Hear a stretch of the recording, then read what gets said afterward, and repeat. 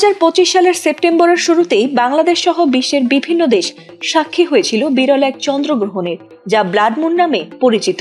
আর সেটির দেখা মিলেছিল খালি চোখেই, যার ফলে সেই বিরল মহাজাগতিক দৃশ্য দেখতে উন্মাদনায় মেতেছিল বিশ্ববাসী।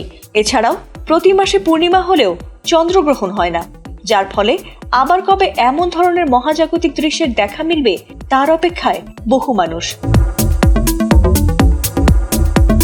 অবশেষে সেই অপেক্ষার প্রহর ফুরালো, কারণ 2026 সালের অন্যতম আকর্ষণীয় জ্যোতির্বৈজ্ঞানিক ঘটনাটি ঘটতে যাচ্ছে আগামী 3রা মার্চ।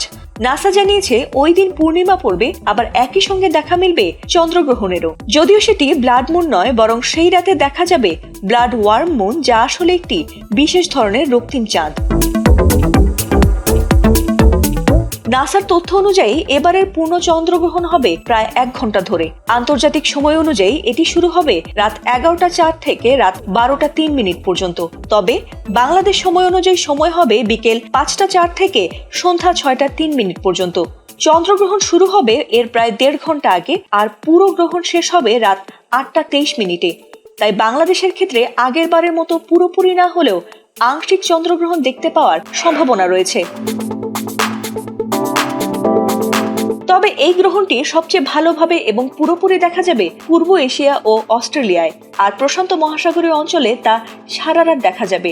উত্তর ও মধ্য আমেরিকা এবং দক্ষিণ আমেরিকার পশ্চিমাংশে ভোরের দিকে সবচেয়ে ভালো দেখা যাবে, তবে ইউরোপ ও আফ্রিকায় এটি দেখা যাবে না। এই বিশেষ চন্দ্রগ্রহণ খালি চোখেই নিরাপদে দেখা যাবে।